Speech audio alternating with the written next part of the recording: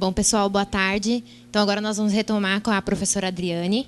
Ela vai introduzir esse tema, como cumprir a legislação geral de proteção de dados, a lei geral, né, de proteção de dados, desculpa, e o papel vital do DPO. Lembrando que esse é o nosso primeiro integração, é um evento produzido pela Smart Utilities, pela Integra Utilities e pela Integra Soluções. Obrigado e espero que vocês aproveitem.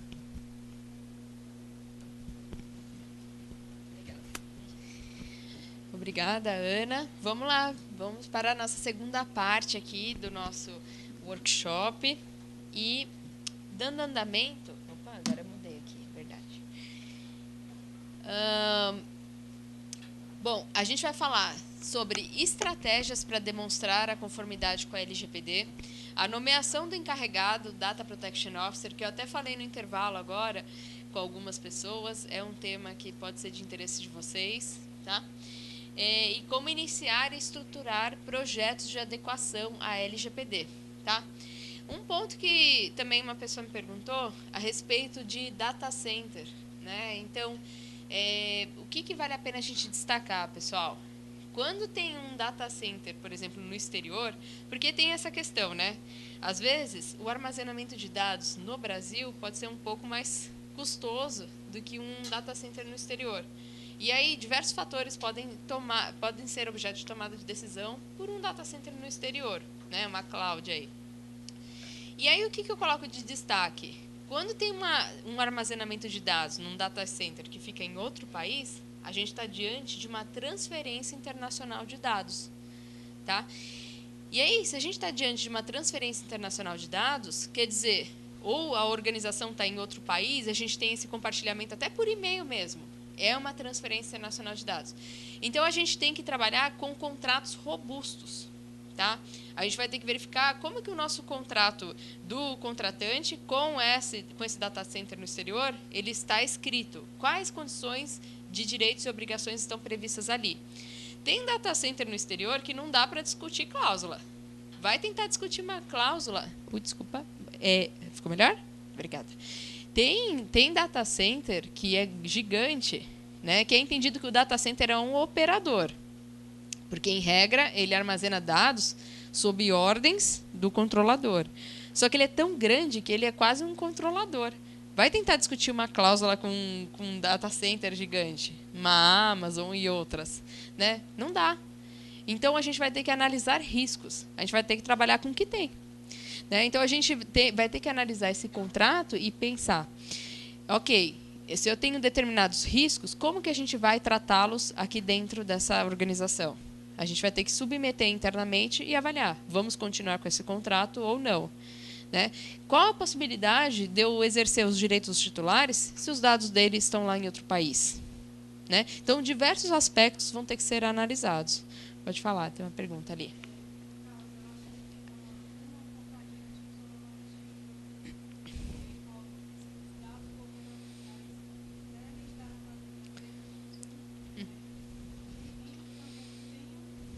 No Brasil, sim.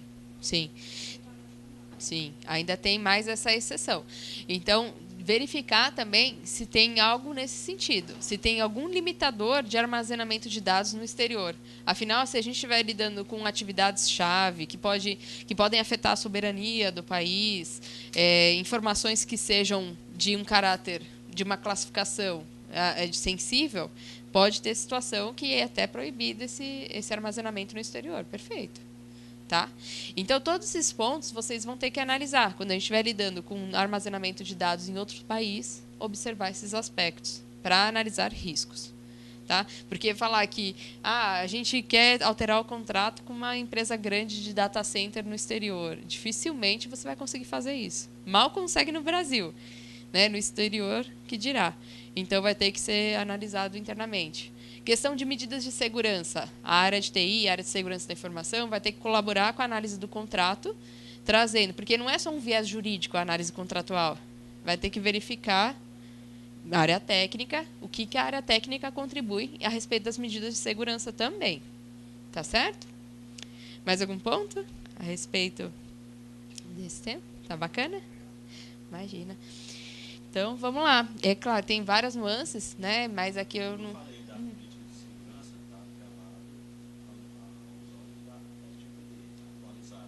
Sim. Essa é uma outra coisa. Sim. Sim, sim. Tanto os contratos quanto os normativos, eles têm que ser possíveis de serem auditados. Se você coloca lá uma obrigação que não é cumprida, tanto no normativo quanto no contrato, se vir uma auditoria, Tribunal de Contas do Estado, Tribunal da União, enfim, aí você para que teve você dá um tiro no seu pé. Você tem uma obrigação que você não cumpre, não é exercido na prática, né? Então tem que olhar o contrato ter esse olhar, né, de adaptado ao negócio, à operação. Maravilha.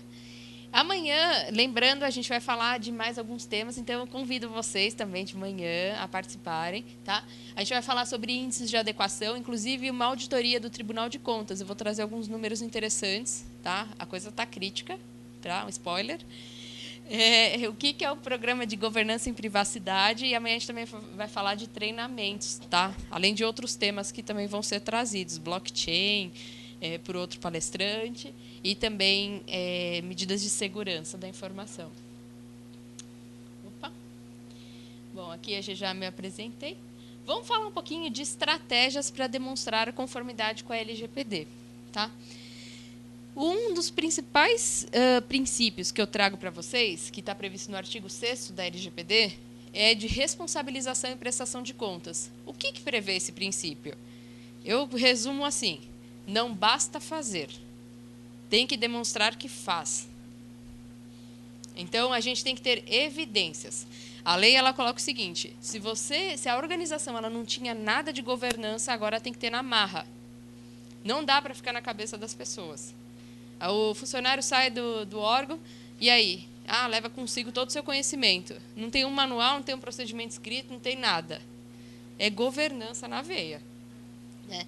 E aqui a prestação de contas é nesse sentido. Se tiver um questionamento, a organização ela tem que ficar capaz de conseguir evidenciar que ela adotava medidas. Tá? Não dá para ficar no achismo. Eu acho que era assim. Não dá. Né? E aí o programa de governança em privacidade, ele traz o seguinte, que tem que haver a conscientização das pessoas, dos colaboradores, de que o tema é importante. Também prestadores de serviço. Até na nossa consultoria a gente fez diversos treinamentos de prestadores de serviço. Por quê? Porque o prestador de serviço pode ser um risco. Se ele nunca ouviu falar de LGPD e ele está lidando com os dados que eu compartilho com ele, acontece um problema lá, respinga para mim. Né? Então, a gente tem que ter esse alinhamento. Enquadramento em uma das hipóteses legais da lei. Eu tenho que encaixar a atividade numa hipótese da lei. E a hipótese não é só consentimento. Eu até, quando eu presto consultoria, eu falo, fuja do consentimento. Por quê? O consentimento é burocrático. Para eu controlar quem deu consentimento, quem não deu, se deu consentimento para imagem, mas não deu consentimento para receber informações sobre a marca e assim por diante, é muito trabalho na prática, o consentimento. Então, sempre que possível, fugir. Observar se os princípios são cumpridos, né? Respeitar os direitos dos titulares. Tá? Se a pessoa entra em contato e ela não tem uma resposta, é um descumprimento legal. Você não dá uma resposta para o titular, você não está respeitando o direito dele. Né? Nomear encarregado, que é o famoso Data Protection Officer, ou DPO, que o mercado tem dado esse nome, surgiu num contexto europeu e o legislador brasileiro adotou aqui na nossa lei. Tá? Estão previstos aqui nos artigos 5º, 23, 39 e a 41. E setor público também tem que ter. Tá? Analisar riscos de incidentes e também adotar medidas de governança e boas práticas aí em termos de segurança da informação. Tá? A lei tem que ser cumprida na sua totalidade? Sim, a lei tem que ser cumprida na sua totalidade. Mas aqui eu trouxe alguns pontos essenciais, né, do que a gente tem que ter obrigatoriamente quando a gente fala de cumprimento da LGPD. O artigo 46, ele traz essa previsão de que os agentes de tratamento, tanto o controlador como o operador, que a gente já definiu quem é quem, tem que adotar medidas de segurança. Tá? para a prevenção. Porque, senão, se eu não faço nada, não tem segurança. Quer ver um exemplo bem fácil para vocês entenderem isso? As mulheres vão me entender principalmente. Nada contra, mas pode ter, os homens também ficam à vontade aí para lembrar. Normalmente, quando a menina é mais nova, ela tem um diário, né? Fazia o diarinho, anotava lá todas as coisinhas e tal, e não queria que outras pessoas soubessem. Então, você tinha até um cadeadinho ali, né? E colocava o cadeadinho lá. Por quê? Por que você coloca o cadeado? Porque você não quer que outras pessoas tenham acesso àquela informação, que é de uma sensibilidade e intimidade sua. Só que sempre tinha um irmão, um primo, que fazia o quê? Metia... O que é? Abria lá o cadeado, o que é? O que foi aqui? Ia lá e lia escondido. Metia aquela força bruta lá, né? Metia um martelo lá e quebrava o cadeadinho, né? E o que acontece? E acabava divulgando para todo mundo, né? Ah, minha irmã, que não sei o quê, né? Fala para todo mundo. Porque parece bobo, mas se a gente for pensar, se não tivesse no mínimo aquele cadeadinho, ele já teria sabido mais tempo de tudo aquilo, né? Que você anotava lá no diário. Então, a ideia aqui é a mesma. Se a gente não aplica nenhuma medida de proteção de dados, ou de segurança da informação, de uma forma mais macro, eu não tenho segurança. Se eu não tenho um controle de acesso e todo mundo acessa a base de dados como quiser, então eu não tenho nenhuma proteção ali implementada, né? Então, a analogia que eu faço é, se você não implementa nada, então você fica sujeito a riscos diversos, né? E aí, vamos pensar, aconteceu um incidente de segurança. O que deve ser feito? A autoridade, ela coloca que tem um prazo de 2 dias úteis para notificá-la. É um prazo bem curto, para você entender o que aconteceu naquele incidente, se teve envolvimento de dados pessoais, se quem pode ser afetado, quais dados foram afetados, enfim, é um prazo bem curto. Então, por isso que a gente tem que estar com a governança em dia para poder fazer essa notificação. E aí a gente vai ter que reportar para a autoridade. Qual que é a natureza dos dados afetados? Foram dados sensíveis, dados simples? Foram dados de pessoas idosas, crianças, PCDs? Dados de pessoas, de cidadãos XPTO, de uma região? Né? Então, eu tenho que falar tudo que eu fazia, ou se eu não fazia nada. Né? Eu achei que não ia acontecer nada, e não implementei nada. Então, é nesse momento que tudo que a organização faz, ela vai ter que fazer o reporte para poder, eventualmente, ser considerado até como atenuante de sanção. Tá?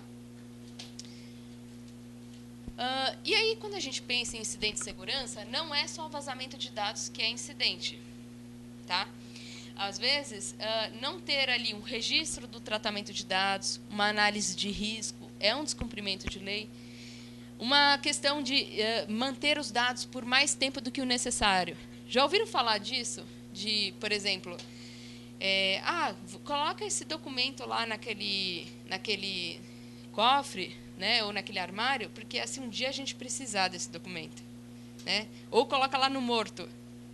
Né, arquiva no morto. Tem bastante aí, o pessoal fala, né? Que se um dia precisar. Com a LGPD, a gente tem que definir retenção e descarte dos dados. Não dá para ficar para sempre. Mas também a gente não pode ser irresponsável de deletar em seguida. A pessoa recebe um serviço e você deleta os dados dela em seguida e não dá para recuperar, é uma irresponsabilidade. Senão, outro dia chega uma intimação e aí, você já descartou tudo. Né? Então, a gente tem que ter uma clareza de temporalidade, até quando devemos manter os dados para cada processo de negócio. E de que forma que eles são descartados. Tá? Até um exemplo, para vocês verem, um caso que aconteceu comigo. Eu moro numa cidade próxima à capital de São Paulo. E aí, as pessoas sabem que eu trabalho com tema, enfim, e descartaram olerites numa sacola. E é uma cidade relativamente pequena, 60 mil habitantes, e mandaram uma foto para mim. Olha, Adriane, o que aconteceu aqui? Né? E lá tinham os dados dos empregados. Né? O olerite não foi nem rasgado, nada. Dava para saber o nome do empregado, o que ele fazia, o cargo, o salário todo e até o valor líquido dele. Então, é um incidente de segurança. não é? Não é só questão, a gente fica pensando só na Deep Web lá. Não, né? É uma coisa mais básica. Até o descarte a gente tem que tomar cuidado. Tá? Não ter um DPO, uma pessoa encarregada, nomeada no site, tá? É uma forma de infração à lei. Não informar as pessoas claramente o que é feito com os dados delas. Questão de contratos também, você não ter cláusulas específicas sobre o tema. Tá? Treinamentos, você não realizar treinamentos dos colaboradores, tá? Pode ser uma situação também de infração. Ações educativas, está lá no artigo 50 da LGPD, tá? Deve ser feito, inclusive pode ser atenuante de sanção, tá? O certificado que vocês vão receber, inclusive aqui desse workshop, né, promovido aqui pela Íntegra e pela Smarts, vale a pena até vocês mandarem, salvarem direitinho, não é? É uma boa prática de governança. Vocês podem justificar nas organizações que vocês trabalham que vocês fizeram treinamento sobre o tema. Tá? Ações educativas também são boas práticas de governança. Atendimento aos titulares, tá? Não ter um canal de atendimento é uma infração à lei e também não ter adoção de medidas de segurança. Tá?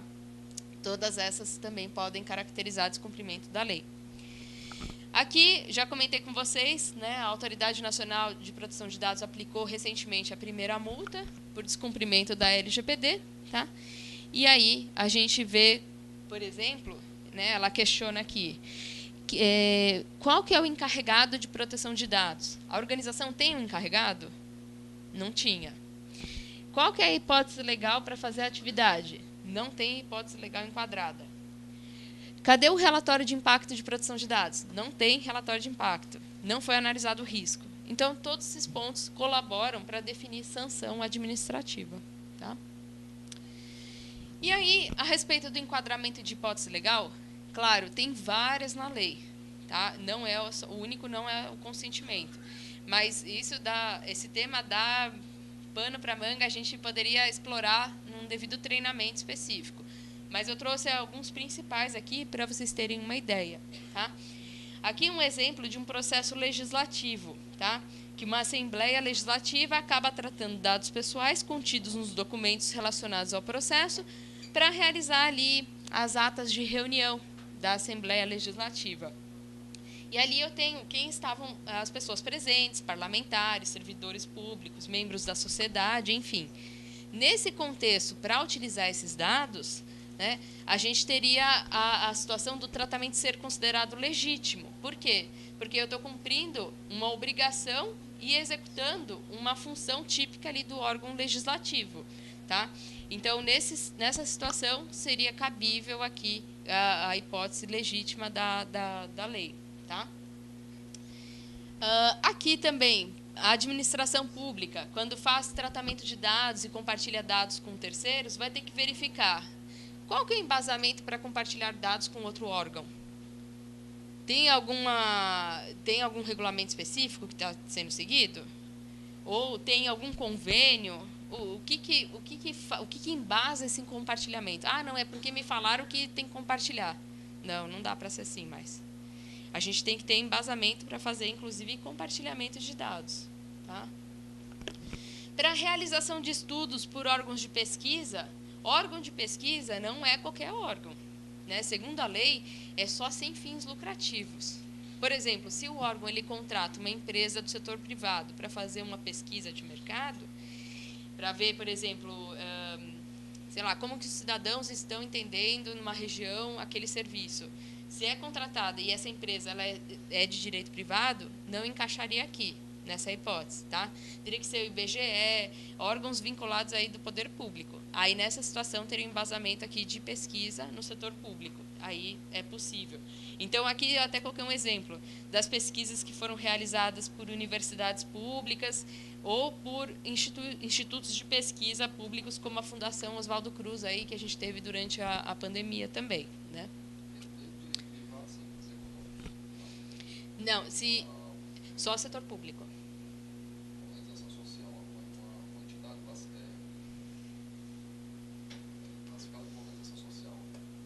Mas se ela for do setor público, tudo bem. Agora, se for do setor privado, não. Se já tiver uma participação do setor público, aí pode.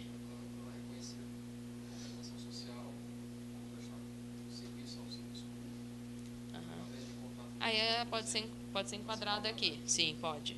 Pode sim. Tá? Ela fica como operadora. Porque daí aí a contratante manda, olha, eu quero que você colete tais dados para eu entender como que os cidadãos estão entendendo tal tema. Você que manda, né? Então, aí ela é operadora. Tá? Mas ela também tem que saber as regras de proteção de dados. Tá? Sabe uma coisa de pesquisa que eu também gostaria de te falar? Na Europa já aconteceu bastante situação de, às vezes, a pessoa vai... É uma questão até bacana, né? Da pessoa bater de porta em porta, disseminando ali religião. Só que aí vai fazer a anotação ali no caderninho dela. E quando ela leva para casa aquele caderno e não guarda no lugar devido, ou deixa lá em cima da mesa, ou lá na organização religiosa, não tem alguma medida de segurança, algum controle de acesso ali das anotações, às vezes já teve situação de multas nesse contexto, né, de pesquisa para fins religiosos e tudo, e já teve bastante incidência de sanção. Então, mesmo nesse contexto social, a gente também tem que disseminar, conscientizar aqui do tema. Tá? Aqui também, quando é necessário para a execução de contratos ou procedimentos preliminares, tá, a respeito do titular. Por exemplo, quando o titular ele vai obter um serviço do poder público e fornece os seus dados para identificá-lo, aí, por conta dessa força de nomear essa pessoa no contrato, aí teria esse embasamento legal. Não precisaria do consentimento dele. Só o fato de eu precisar da descrição dele no contrato já é uma base legal para fazer isso. Tá? Então, seria uma outra hipótese. Pode falar.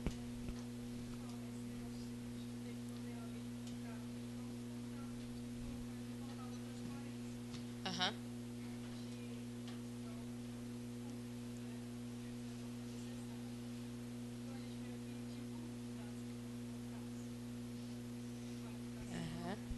Sim, sim. Sempre surge essa dúvida. Em todas as palestras. Não, mas todo mundo tem essa dúvida. É muito bom. É uma dúvida pertinente. Hã? Isso. Sim. Sim, sim. Então vamos lá. Vale a pena destacar que as duas vieram antes até. A lei de acesso à informação não é novidade na questão da transparência, vem uma questão constitucional, né? Vem antes até. E também a proteção de dados, a proteção à intimidade também é constitucional. Uma não anula a outra, as duas coexistem. Só que aí o que acontece? A gente vai ter que entender a razoabilidade disso, né? Da transparência ali na divulgação dos dados dos servidores e também da privacidade deles. E essa questão já chegou várias vezes para o STF, né? E já as decisões do STF é no sentido de que a pessoa, quando ela entra no setor quando ela presta um concurso público, ela já sabe que os dados dela serão públicos, né? Então, esse é o entendimento. Agora, então, devem sim ser revelados no site. Só que a gente vai ter que buscar uma razoabilidade. Qual que é a razoabilidade? Que, inclusive, já tem pareceres diversos de AGUs de diversos estados. Que o entendimento é que a gente poderia ocultar alguns dados. Por exemplo, será que precisaria do endereço residencial daquele servidor público constante no site? Não. Aí a gente teria que equilibrar. Né? Então, já houve entendimento de alguns pareceres, né, de alguns estados, de que haveria a possibilidade de você descaracterizar, por exemplo, o CPF. Né, para você não dar tanta visibilidade sobre aquele servidor. Porque qual que é o argumento da ação?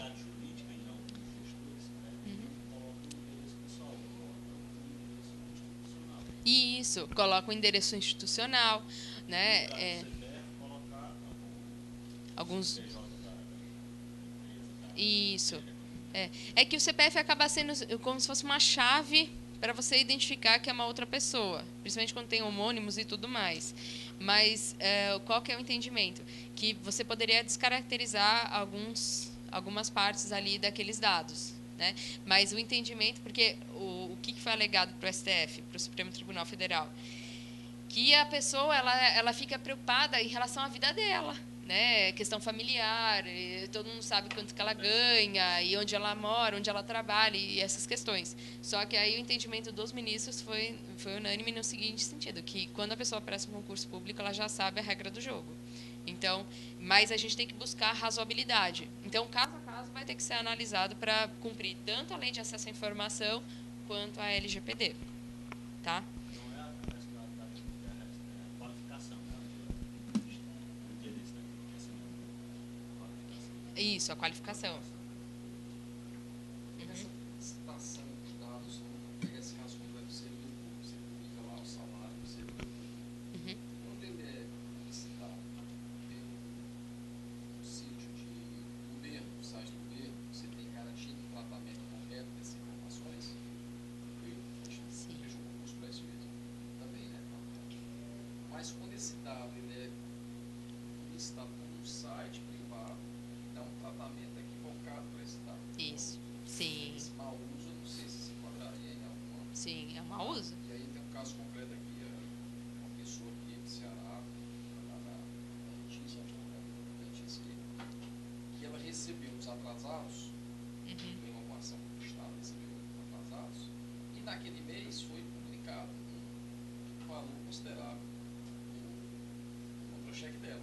Ah, E tá. esse site, né, chama-se Super Salários, publicou ela como sendo a Marajá do Estado do Ceará. Entendi. O primeiro que foi atrás dela foi o ex-marido.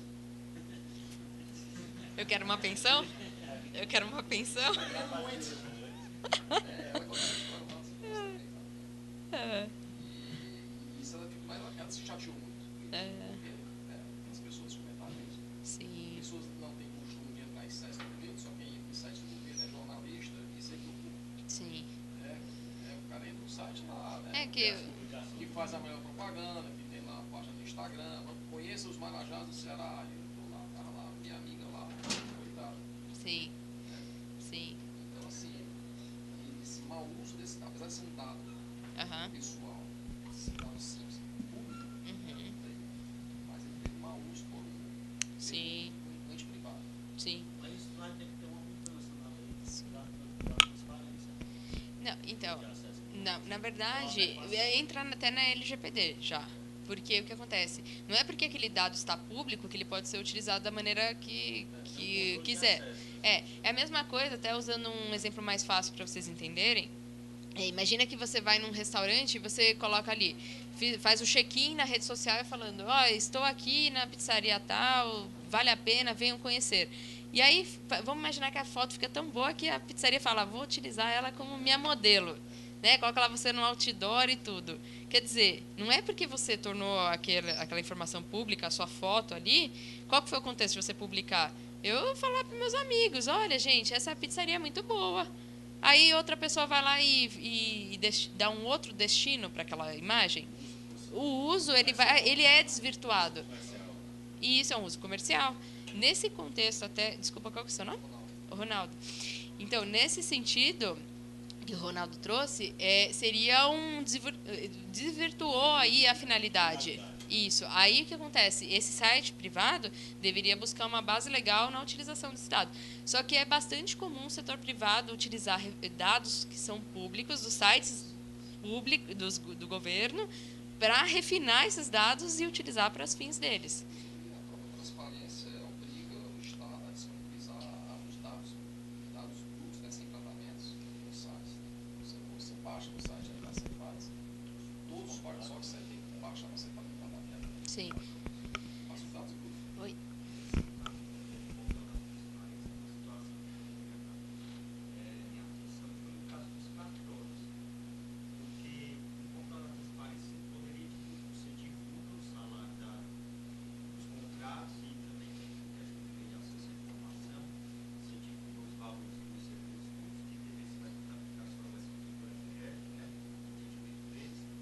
Mas no cartório, quando você vai olhar, às vezes, em alguns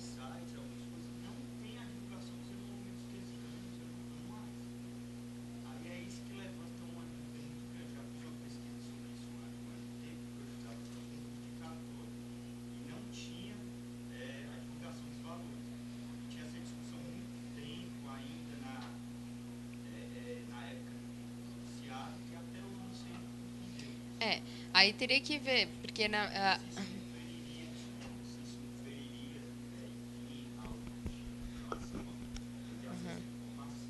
sim.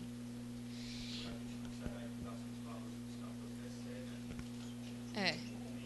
Eu não diria nem tanto a lei de acesso à informação aí nesse caso, porque o acesso à informação seria da sociedade ali a respeito de quem é contratado, de onde que é direcionado o recurso, né?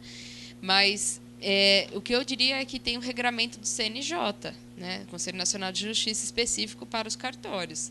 Então, se há um descumprimento, aí teria que acionar até a corregedoria lá do CNJ para investigar o porquê que o cartório não publica, né? Às vezes tem uma questão estadual, teria que entender direitinho.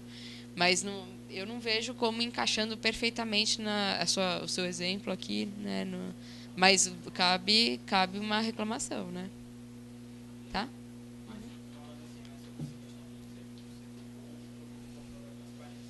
Quando o órgão ele recebe dado da empresa lá e tem representantes legais, né?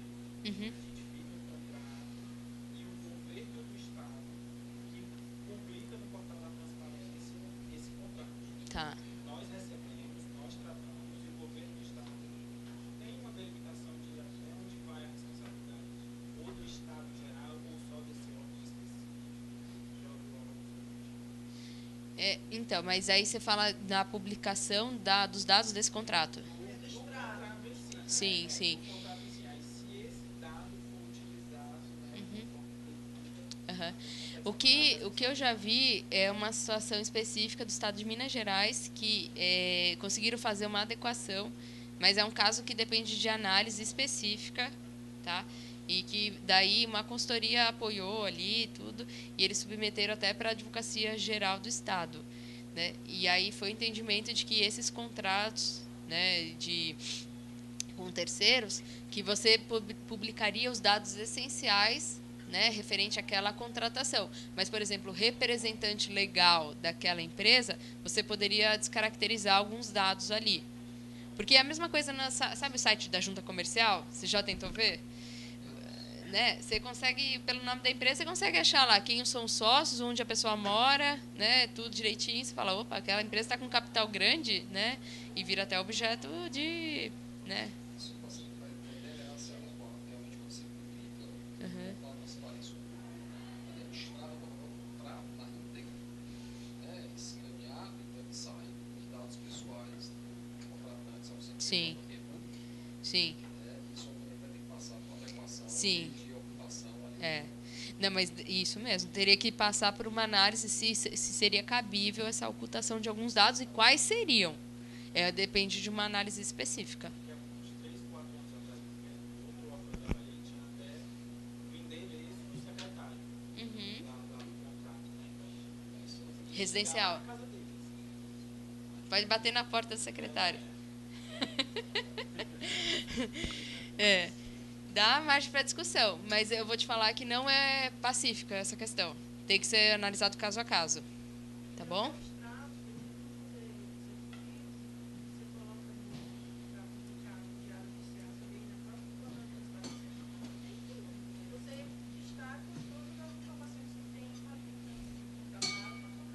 Sim, sim, sim, sim, eu sei. Isso demanda uma análise específica. Já tem ali algum em andamento, algo? Então tem que analisar. Tem um acordo de brecha, né, que está previsto nos componentes a adequação do Estado à lei de proteção de dados.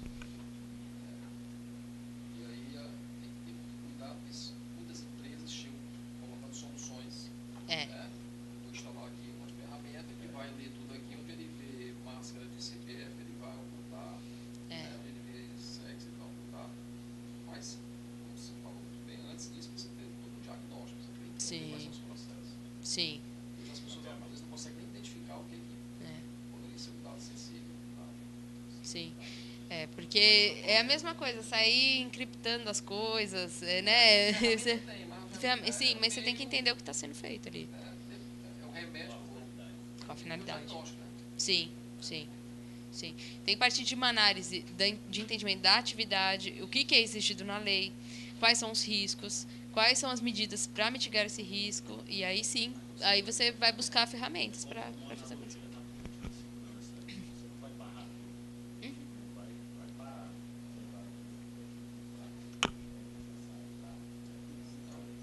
Sim, Você acaba de ação, você faz, sim, sim.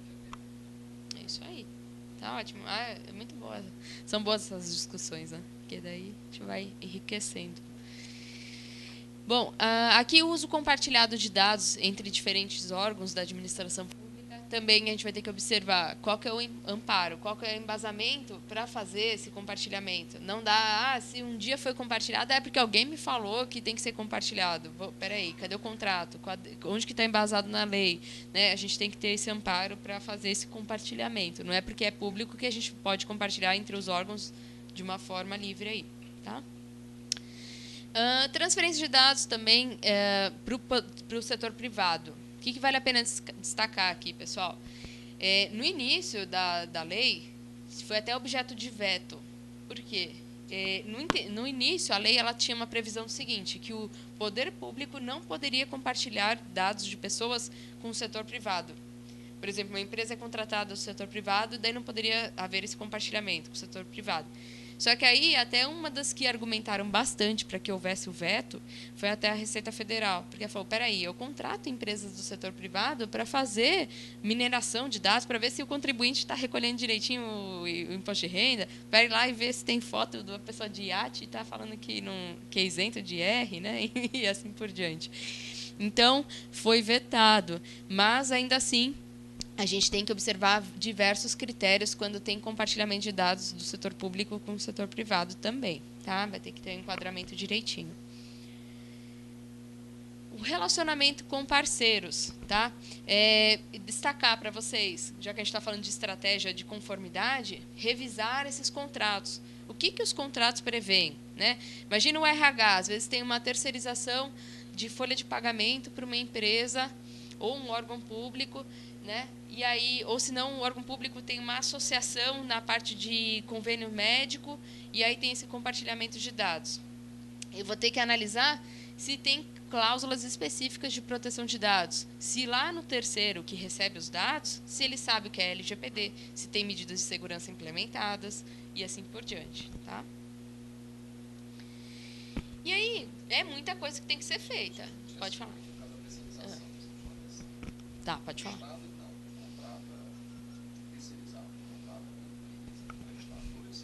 Isso. Uhum.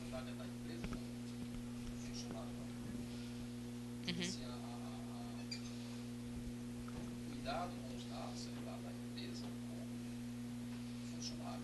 Uhum. Tudo bem, se a empresa compartilha esses dados com o órgão público, aí a gente entra talvez com você como responsáveis também por esses dados. Uhum. Mas assim, a princípio, né, assim, você tem o objetivo de fazer uma licitação para contratar uma empresa de terceirização de mão de obra. Tá. Naturalmente, ela tem que se responsabilizar pelos dados dos funcionários dela. Sim, dos funcionários dela, sim, com certeza. Botar no edital, uma forma assim, eu entrei e disse, olha, se responsabiliza pelos dados, mas já está dali. Sim, Ela tem que se responsabilizar. sim. Mas aí, nesse caso de obra pública, qual que é a sensibilidade dos dados que os funcionários vão ter? Quase nada, né? É uma empresa de limpeza. Agora, se a gente for pensar numa empresa de vigilância também, talvez não tenha grande sensibilidade. Agora, dependendo do grau da classificação de dados que essa terceira vai ter acesso, e se vai ter compartilhamento, aí é uma preocupação. Tá? Mas em relação aos empregados dessa empresa, cada um o seu, né? Eu posso colocar lá no meu edital, né, que a empresa, né, adote medidas, até quando a LGPD, considerando a atividade que eles vão exercer na companhia. Sim, e que cada um é responsável pelos dados dos seus funcionários. Agora, se por acaso a empresa tiver acesso aos dados dos funcionários da contratante, aí então, nesse caso, é separado. Tá? Legal. Como que a gente faz acontecer todas essas obrigações? Afinal, são muitas, né, da lei. Então, a gente tem aí a possibilidade de contar com o encarregado. ou encarregada, né? E o mercado dá esse nome de Data Protection Officer, tá? Então a gente vai falar um pouquinho de como que essa pessoa profissional pode colaborar ou uma consultoria pode ajudar também, tá? Segundo o artigo 5º da LGPD, o encarregado é a pessoa indicada pelo controlador e pelo operador para atuar como canal de comunicação entre os titulares e a organização, tá? Ou também com a autoridade de proteção de dados, tá? Essa é a principal responsabilidade dessa pessoa.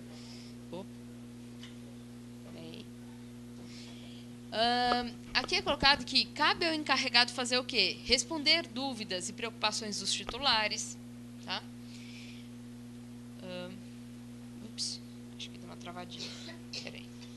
Deixa eu ver aqui. Estar em comunicação com a Autoridade Nacional de Proteção de Dados, tá? Instruir os funcionários da organização. É a pessoa que tem expertise no assunto. Então, quando alguém tiver alguma dúvida, né, aí vai ser aquela pessoa que vai responder. A gente está pensando num projeto, num desenvolvimento de um software, numa nova abordagem com cidadãos. É aquela pessoa que vai tirar dúvidas, tá? Apoiar a implementação também do programa de governança em privacidade, tá? E analisar também os riscos e incidentes. Obrigada. Não sei, deu uma travada, acho. Obrigada. Então, ela vai apoiar a organização. Ela que responde? Não. É a organização, tá? Então, é a instituição que vai responder, num caso de incidente. Quando que uma pessoa encarregada ela pode vir a responder? Se ela tinha o papel de fazer alguma atividade e ela deixou de fazer. Aí ela vai responder conforme o estatuto que ela é contratada, né? Ou até, se for CLT, né? Ela vai responder no regime trabalhista, ou se for uma consultoria, vai responder nos limites daquele contrato de prestação de serviços, tá? Recentemente, o Ministério do Trabalho reconheceu essa atribuição, essa ocupação, tá? Então, surgiu num contexto europeu, o legislador trouxe para o Brasil, tá? E é obrigatória essa nomeação, tá? Pelo poder público. Então, pelo menos uma pessoa tem que ser encarregada por cada organização, tá? E aí recebeu, então, o título de Oficial de Proteção de Dados Pessoais ou de PO, são sinônimos, tá? O Ministério do Trabalho colocou como sinônimo. E chama encarregado de proteção de dados pessoais. Essa pessoa ela tem atribuições relacionadas mais a nível gerencial. Então, tem que ser uma pessoa capacitada de entender análise de riscos, entender questões de governança, né? Entender quais são as regras também de proteção de dados. Então, ela tem que ter uma... Pode ser terceirizada. Não necessariamente muito comissionado, no caso de instituições públicas. Sim. Não só a economia mista. Não.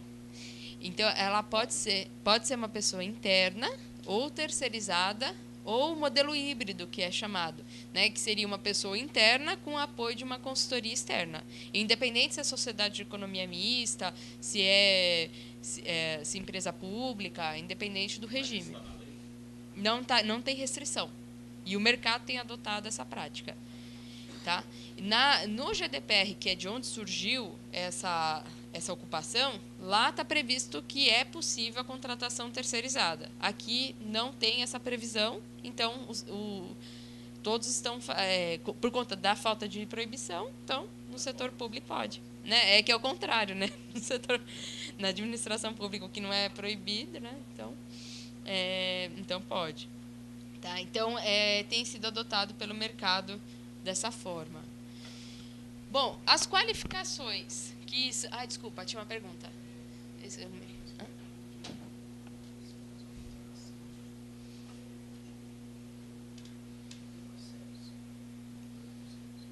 DPO as a Service.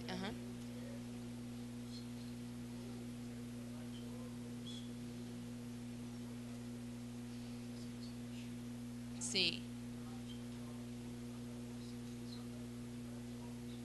Sim.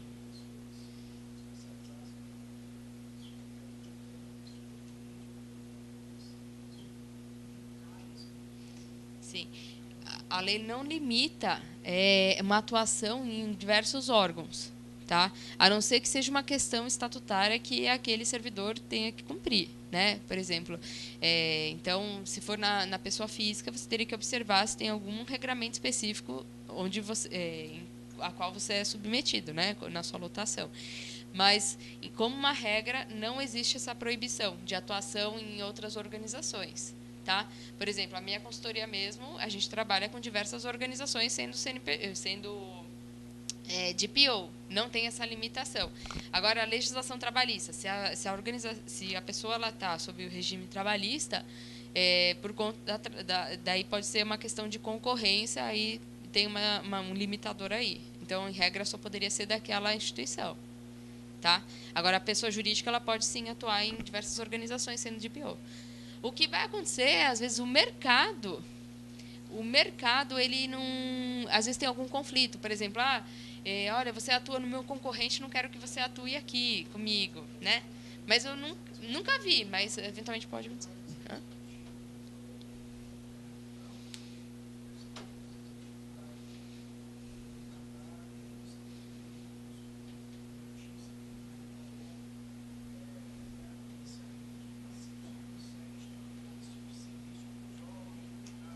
Sim. Sim, é possível. É possível. Tá? Não tem limitador. Tá. Então, quais são as qualificações dessa pessoa? Tá? Essa pessoa encarregada, ela tem que ser definida principalmente pelo controlador, mas eu posso ter operadores com DPO, né? Então facilita até a comunicação de DPO para DPO. Tem que ter conhecimentos de proteção de dados, segurança da informação e entender o que a organização ela faz, né? Qual que é o negócio dela. Os trabalhos também relativos ao tratamento de dados, ele tem que ser realizado de uma abordagem multidisciplinar. Então, vamos imaginar o que eu posso trazer aqui, que a gente estava até discutindo no intervalo aqui, os colegas. Imagina que eu sou advogada, né? Por mais que eu tenha conhecimentos abrangentes aí, da parte mais técnica, eu não sou uma expert. Né? Vamos lá. Então, no meu time, eu conto aí com profissionais mais técnicos. Porque o que acontece? A gente tem uma abordagem multidisciplinar da lei. Apesar de ser uma lei, não é só para advogados. Né? Pelo contrário, a gente vai envolver diversas áreas de uma organização. Então, essa pessoa, é interessante ela ter uma abordagem multidisciplinar, ela saber falar um pouquinho do jargão do próximo, né? Facilita a comunicação. A mesma língua, né?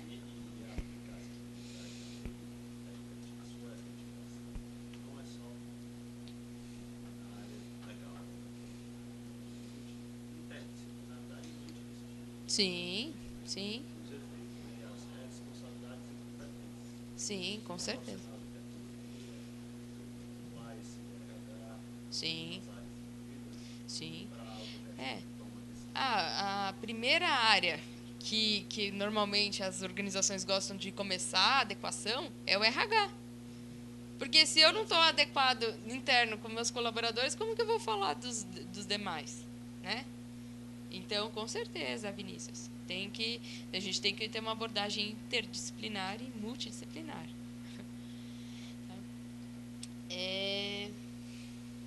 Muito bem. O que mais? Aqui, só para vocês terem uma ideia do que já teve, um provimento do Tribunal de Justiça de Santa Catarina, que colocou aqui para que os cartórios, né, as serventias extrajudiciais, designassem o encarregado de proteção de dados e que capacitassem as pessoas envolvidas sobre o tratamento de dados pessoais. Porque senão você nomeia lá uma pessoa encarregada e não tem uma capacitação dela. Né? Você fala, tem que cumprir a lei, toma, e coloca aí a pessoa como DPO. E não tem uma capacitação dessa pessoa. Acontece bastante. Então, a gente teve esse provimento aqui. Né? Inclusive, é entendido que é interessante ter ali uma equipe para dar apoio para esse encarregado, por conta dessa multidisciplinaridade. Tá? Então, é um benchmark aqui bem interessante para a gente saber. Né? E colocou ali que os integrantes têm que ser das áreas de tecnologia da informação, segurança da informação e jurídica, principalmente. Tá? Um outro benchmark aqui interessante Acho que é o PowerPoint que tá dando uma travadinha. Aqui, ó. Outro interessante para vocês saberem, o decreto estadual de São Paulo, né, que é o decreto 65347 de 2020, que trazia já que o encarregado ele vai ter que elaborar relatórios de impacto de proteção de dados, vai ter que adotar medidas de segurança, medidas necessárias à publicação também das análises de riscos, né, e também receber e encaminhar ao órgão interessado a adoção das providências pertinentes. Porque no estado de São Paulo foi definido que o encarregado ele tem que fazer o reporte ao DPO Master do estado.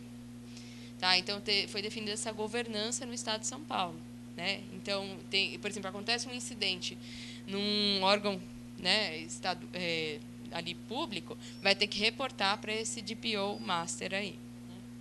Então, um regramento específico. Opa, só um pouquinho. Bom, o que também cabe destacar?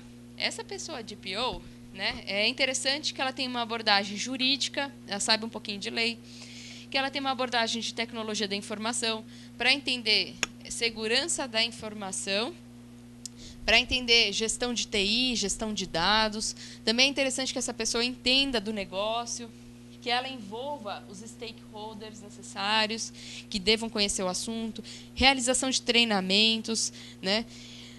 Que faça o reporte para a alta gestão. E aí, estamos indo bem? Começamos no nível 0 de adequação à lei. E aí, depois de um ano, como que está? Né? Em relação a partes externas, ela vai ter o relacionamento com os titulares de dados, com a autoridade de proteção de dados, com fornecedores, parceiros. Então, é uma pessoa que tem que ter um certo jogo de cintura, inclusive, tá? Para lidar com tudo isso. A LGPD ela não distingue se a pessoa ela tem que ser uma pessoa interna ou externa. Tá? E aí, poderia ser ou um funcionário da organização ou uma consultoria. Tá? Considerando as práticas internacionais sobre essa pessoa, sobre essa profissão, é indicado que essa pessoa ela tenha um ato nomeando-a. Tá? Então, uma portaria, dependendo da organização, o interessante é que tenha um ato de nomeação dessa pessoa, um contrato atualizado sobre as atribuições, tá? E é recomendável que cada órgão e entidade da administração pública realize a nomeação dessa pessoa encarregada. Tá? Então, é obrigatória a nomeação, está previsto no artigo 41 da LGPD, tá? Inclusive tem que constar o nome da pessoa, quem é o encarregado. Tá? Então, aqui eu trouxe alguns exemplos da situação ali, ó, por exemplo, aqui é o Conselho Federal de Contabilidade. Foi feita a nomeação de uma pessoa interna, cumprindo o artigo 41, e até colocar a qualificação dessa pessoa encarregada no site. Né? Então, a pessoa tem formação, certificados internacionais de proteção de dados, que é um tema que até a gente estava comentando no intervalo. Né? É obrigatória a certificação internacional para ser um DPO? Não, não está previsto na lei. Mas é um diferencial. Mostra o quê? Que na sua organização tem uma pessoa que tem conhecimento de regras internacionais sobre o tema, que ela sabe boas práticas internacionais de proteção de dados. Tá? Então, é uma ótima prática. Aqui também, da própria autoridade de proteção de dados, a autoridade também tem um encarregado. E aí a nomeação foi feita via portaria, está no site da autoridade. Aqui o STJ também nomeou uma pessoa ali para ser a encarregada. Tá? E, gente, site hoje é vitrine da organização, seja setor público ou privado. Se não está ali uma nomeação do encarregado no site, não ouviu falar de LGPD não, né? A política de privacidade não está atualizada. Né? Já vê que o negócio está complicado. E aí, essa nomeação, portanto, já falei, pode ser uma pessoa interna, pode ser uma pessoa terceirizada, né, uma consultoria, ou pode ser um mix, um modelo híbrido. Qual que seria o modelo híbrido? Ter um funcionário interno, como DPO, inclusive constando no site da organização, e ter o apoio da consultoria em algumas atividades. Né? Então, seria esse o caso, tá? Do modelo híbrido. Aqui tem algumas vantagens e desvantagens de um ou de outro, mas o que eu gostaria de destacar é o encarregado interno, ele vai estar envolvido, por exemplo, em constituir o grupo de trabalho, né? Ele vai ter que ser a pessoa que vai ter mais atribuições, e aí vai ter que verificar. Essa pessoa ela vai ser dedicada para fazer esse papel ou ela vai ter mais atribuições? Né? Vai ter que analisar essas questões, tá? Interessante, né? Se partir para certificações, pode ser interessante, não é obrigatório, mas pode ser interessante, tá? Aí até algumas pessoas me perguntaram no intervalo, eu vou deixar esse slide também para vocês, depois vocês podem consultar aqui esse site para informações sobre certificações, tá? É interessante, porque qual que é essa certificação, por exemplo, da Exim, existem outras de mercado. Essa é interessante porque ela traz uma abordagem de segurança da informação, legislação internacional e prática de proteção de dados. Então, você fica com uma capacitação bem interessante, tá? Terceirização do trabalho, né? E aí a prestação de serviços, ela seria conforme o que o contrato prevê, tá? Ou terceirização de parte do trabalho, que também seria conforme o contrato, tá? Bom, a respeito da terceirização ou DPO as a Service, que o colega sabe bem já o termo aí, né? O mercado fala DPO as a Service. O que é? É o DPO que é terceirizado e é contratado para uma demanda específica, ou para uma contratação de um período, para fazer algum trabalho específico. Apagar um incêndio, que às vezes internamente está um pouco difícil. Às vezes a comunicação interna é difícil, né? Às vezes alguém de fora facilita. Então, é possível sim trabalhar dessa maneira, né? Então, é possível trabalhar para fazer alguns trabalhos específicos, tá? Aqui também, interessante, que tem muita atuação hoje, né? Só para vocês terem conhecimento, que chama Business Information Security Officer, que seria uma abordagem de serviços de segurança da informação para o negócio, de uma forma mais estratégica, tá? Ou até terceirização da parte de atuação mais no operacional, lidar com incidentes, tá? Então, por que eu estou trazendo esses pontos? Para vocês entenderem que no dia a dia, eventualmente, dependendo da análise de risco, depende do... Não vou dizer fraqueza, vou dizer assim, de uma falta de expertise, você pode terceirizar uma parte desses serviços. E aí, o que vale a pena? Vale a pena terceirizar ou capacitar uma pessoa internamente? Né? Então, eu coloquei alguns pontos positivos e de desafio. O DPO interno, qual que é o ponto positivo? A pessoa já conhece a organização, já conhece as áreas, pode facilitar. Por outro lado, o DPO as a Service, a consultoria, vai ter que entender o organograma, entender as áreas, né? Então, isso pode levar um tempo. O DPO interno, ele pode apresentar um custo mais elevado, porque se a pessoa ela está se capacitando, o que é esperado? Que você seja remunerado de uma forma adequada também, né? Então, por conta até de riscos trabalhistas, de equiparação, né, salarial e tudo mais, aí essa pessoa, é interessante ela ter uma remuneração maior por conta dessa capacitação que ela está fazendo. O DPO terceirizado, por outro lado, seria já uma pessoa capacitada. Então, a organização já sabe quanto que ela vai pagar. Né? Não vai ter mais ou menos. Ela já sabe quanto que ela vai pagar. Então, seriam considerações aí com outro viés. O DPO as a Service, ele traz um benefício da consultoria evitar possível conflito de interesses, tá? Que também é um ponto que não está na lei, mas por conta da previsão na legislação europeia, lá tem a previsão que não poderia ser uma pessoa que tem poder de decisão. Tá? Imagina uma pessoa que ela que define as campanhas com os cidadãos. E ela também ser DPO. Então, ela não teria capacidade de, eventualmente, né, de separar, né, o que é razoável ou o que é uma situação de risco. Então, nessa situação, é interessante trabalhar com uma consultoria, porque seria uma pessoa à parte que, em regra, não teria interesse ali e apontaria o risco de uma forma adequada.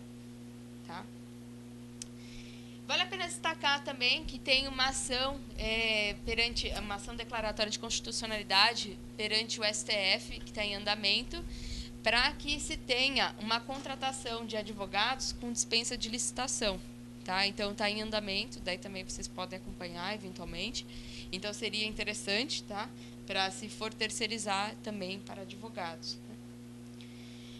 E como que a gente inicia e estrutura projetos de adequação à LGPD? Tá? Tem uma fase que é a inicial de diagnóstico. Tá? Então, a gente tem que entender onde a gente está pisando. Será que esse órgão, essa organização, ela já fez alguma coisa ou não fez nada? Quais são as atividades que ela desempenha com dados de pessoas? Eu preciso de documentação, governança. Não pode ficar na cabeça das pessoas. Então, a parte de diagnóstico é quando você vai no médico. Sabe, quando você vai no médico, você fala, quero fazer um check-up. Quero saber o que eu tenho que fazer. Né? Então, seria uma espécie de um check-up.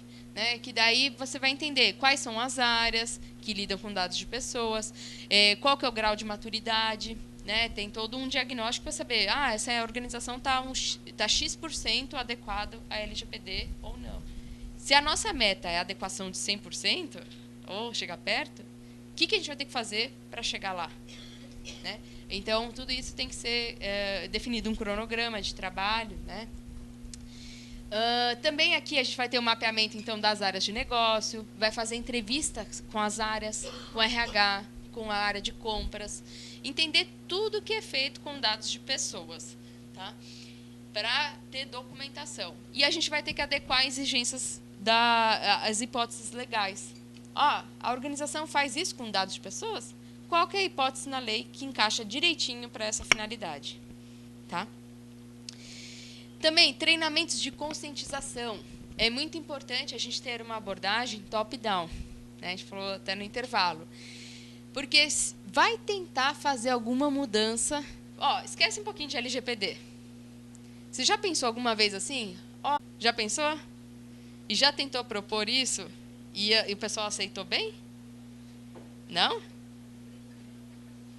Hã? Não quer sair do lugar, né? Já tentaram? Já tentaram propor alguma mudança? É difícil, né? Então, fazer gestão de mudanças é difícil. Se a gente não tem uma abordagem, um apoio da alta gestão, é muito difícil sair do lugar. As pessoas não querem. Você vai falar, a gente vai ter que ter um novo controle. A pessoa fala, né? Quem é você, né? Então, a gente tem que ter uma abordagem para uma mudança cultural palpável na organização, tá? Então, é importante ter um workshop, por exemplo, para a presidência, para a diretoria, para ter uma sensibilidade de que o tema é importante. Né? Até comentei no intervalo que teve situações da gente fazer treinamentos para alta gestão, para heads das áreas, porque o DPO se sentia falando sozinho.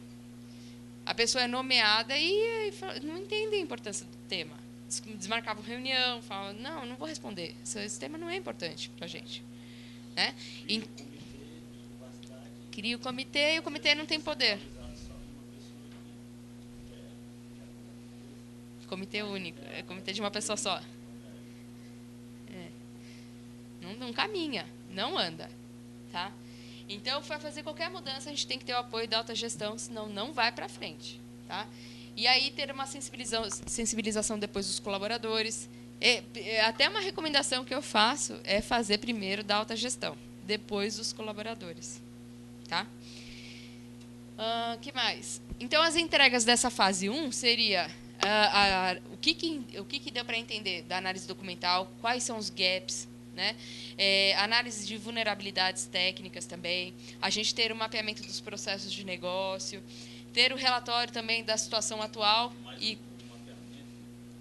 os dados sensíveis, que tem a ver com os dados sensíveis. Sim, quais são os dados pessoais tratados em cada processo de negócio, se tem sensíveis no meio, sim, tem que documentar tudo isso. Tá? Fazer o parecer do diagnóstico atual e fazer um plano de ação.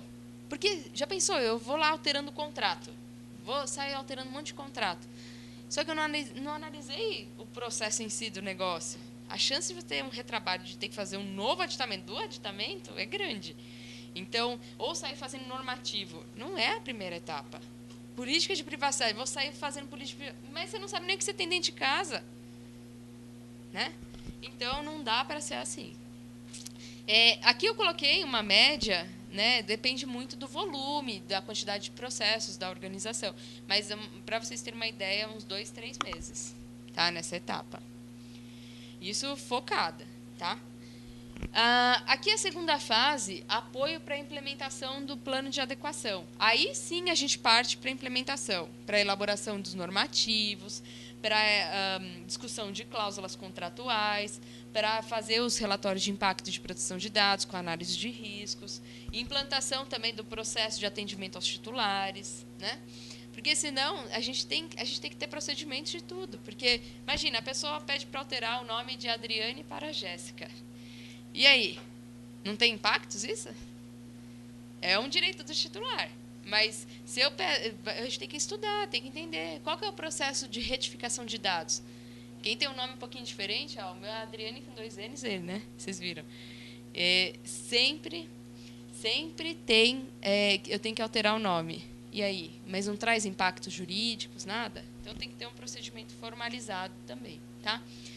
A respeito dos treinamentos, a gente vai falar melhor amanhã, mas quem se interessar também, né? Eu quero ser uma pessoa indicada pela organização em ser encarregada, né?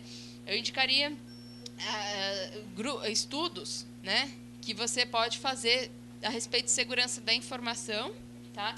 Tem certificações, por exemplo, internacionais, como a ICSIM, que você consegue trabalhar até em outros países, né, como encarregado ou na área de segurança da informação. Tá? Então, treinamentos do grupo de trabalho, né, a respeito de fundamentos de segurança da informação, também regramentos de legislação internacional também. Tá? Aqui também, né, entender os ativos de informação, ainda na fase 2, implementar alguma ferramenta automatizada, seria tudo na fase 2 aqui. Tá? O que eu também gostaria de destacar para vocês, pessoal, o projeto é uma coisa, tá? Projeto tem começo, meio e fim. É uma fotografia do momento, né? E aí a ideia, o grau de maturidade é baixo ou médio. A gente tem que partir para um programa e é de melhoria contínua. O programa de governança em privacidade é um programa vivo. Ele tem uma melhoria contínua. Tem até o PDCA envolvido. Se vocês já ouviram falar PDCA, ciclo de Deming, né? É a melhoria contínua do programa.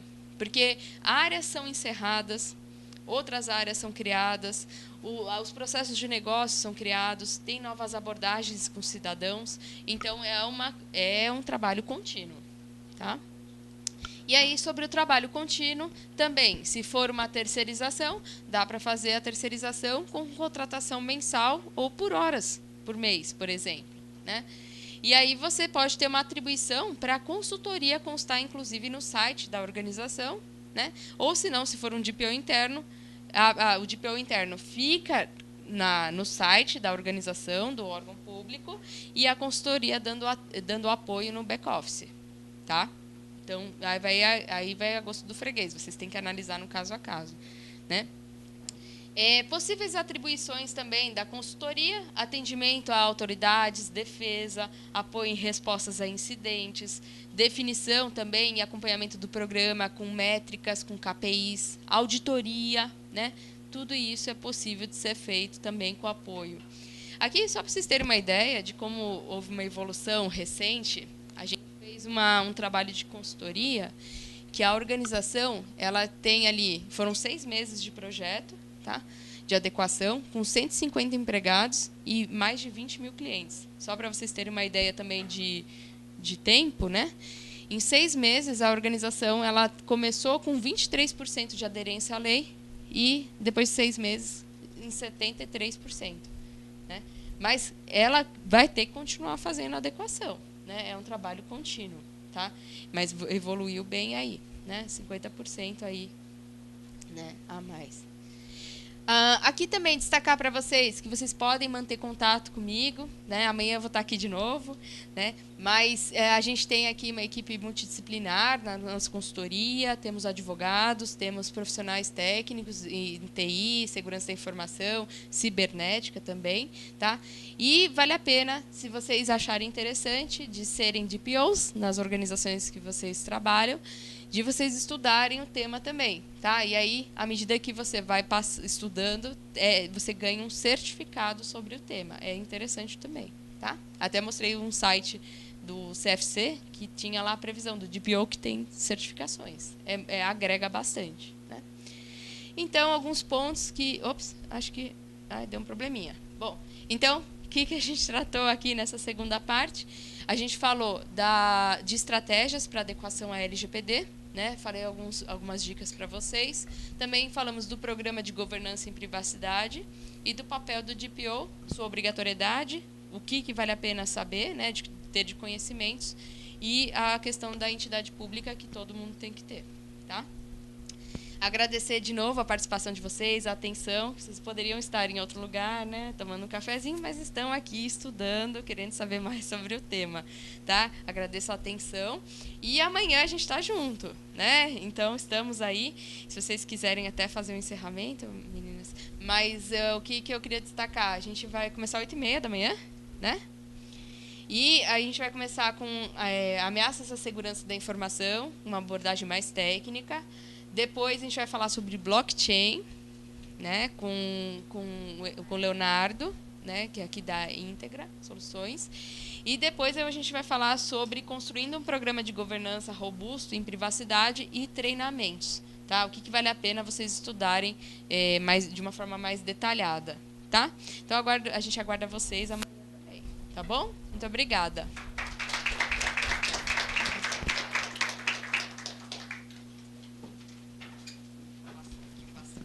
Bom, pessoal, é isso. Obrigado. Esse foi o primeiro dia, então, do Integração. E amanhã a gente espera todo mundo para o segundo dia e para o encerramento. Muito obrigado.